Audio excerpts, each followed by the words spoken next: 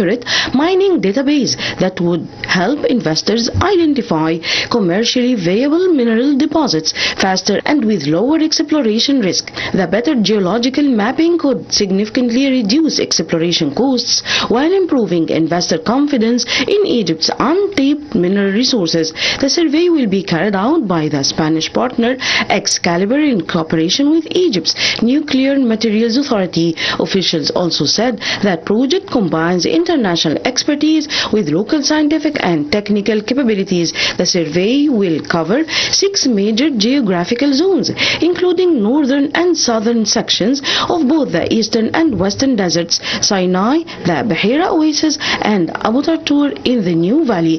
The project will rely on specialized aircraft equipped with advanced geophysical systems to collect and analyze high-resolution mineral data.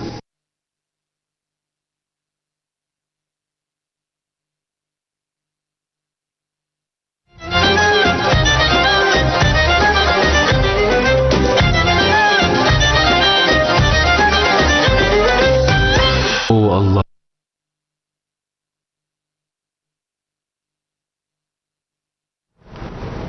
Welcome back, ladies and gentlemen, and still with you and the morning's edition of The Breakfast Show. And of course, we begin straight away with a look at our first topic for the morning. The US and Iran are signaling process and progress in efforts to resolve the war. However, crucial details of the framework agreement are still under negotiation.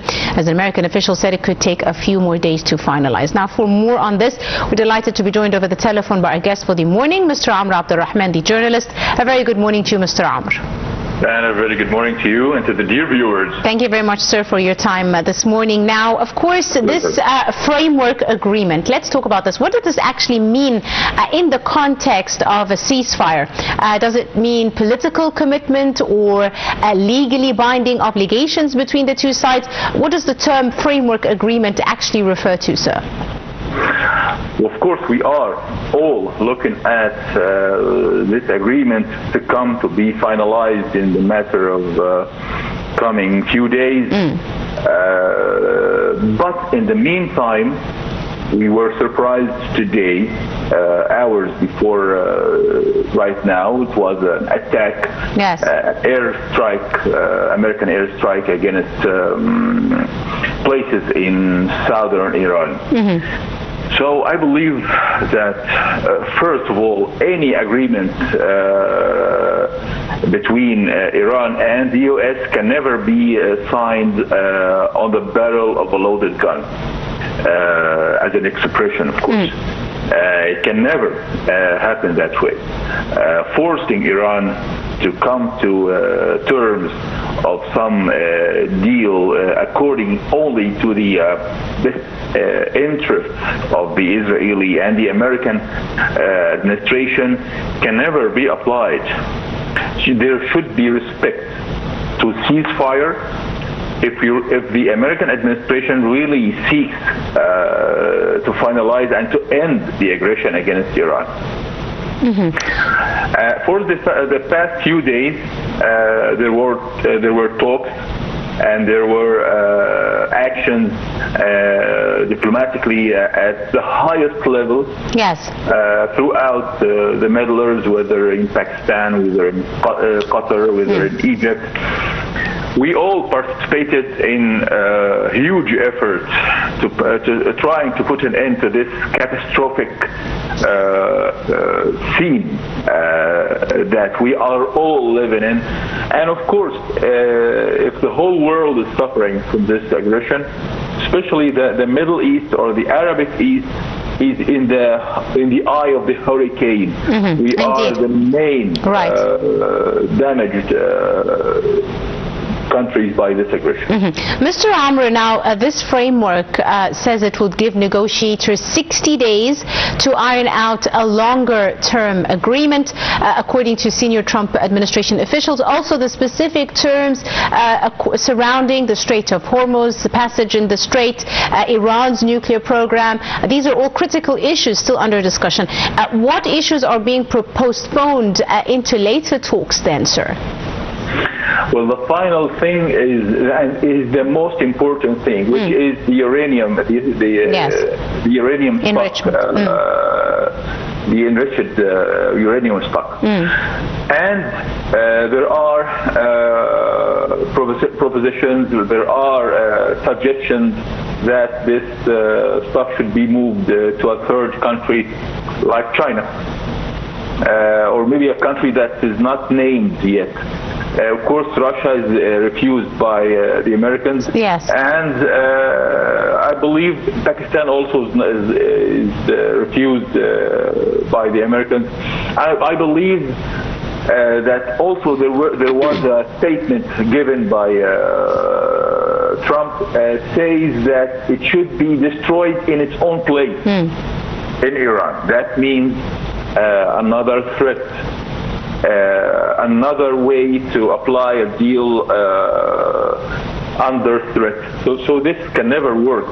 There should be clear intentions to stop this war, and from both sides, from the Iranians to have the will and determination. Yes.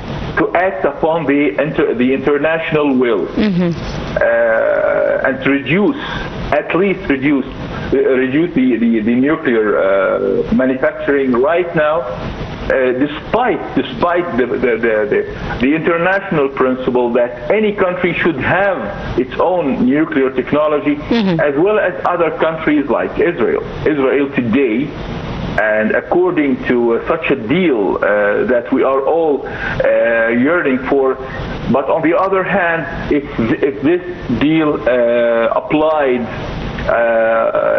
really that will make the Zionist existence the one and only power that possesses the nuclear weapons in the region. Yes. And this is a huge threat.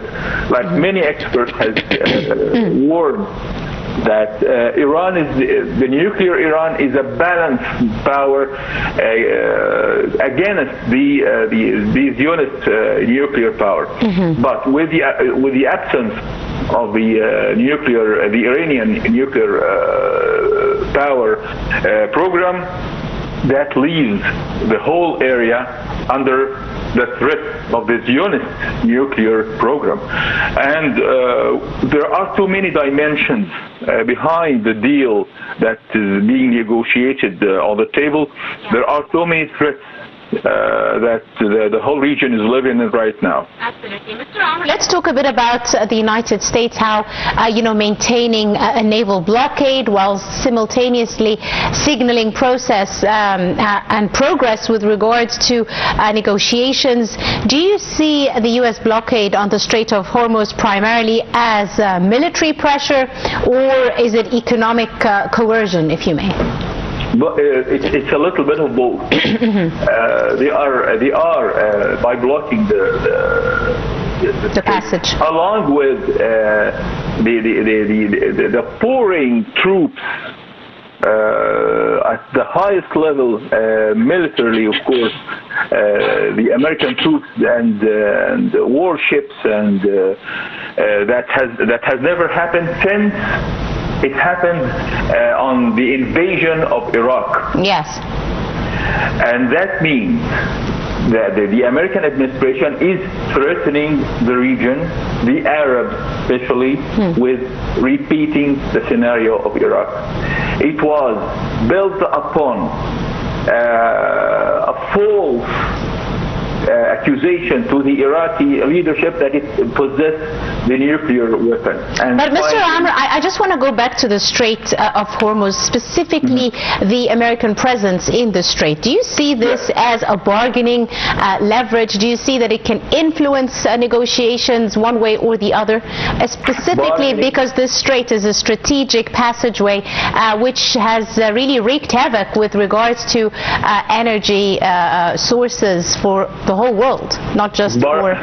Yes, of course. Bargaining is the suitable word, exactly. Bargaining. It's bargaining, not just it's bargaining with the world, with the safety and the economy and the stability of the whole world, not just the Iranian or the Arabic region. So I believe this is playing with fire. Right. And of course, until today, I believe there is hope that the deal should be come to a closure, and we find a final disclosure to this deal on terms almost accepted by the Iranian leadership, as well as the American, under the pressure, the American administration that is under high pressure by the Israeli administration. So hopefully that meddling of the power, and of course there are roles of the superpowers like Russia and China, and of course they are doing the role trying to stop this war, especially that we are witnessing today more stronger and stronger alliance between Russia and China, to protect its own interests. Yes. In Iran and in the region. Absolutely. We'll leave it at that. Mr. Amr Abdel-Rahman, the journalist and our guest for this morning. Many thanks, sir, for your time and your insights, and for joining us on the morning's edition of The Breakfast Show. Ladies and gentlemen, we take a short break and be back. Do stay tuned.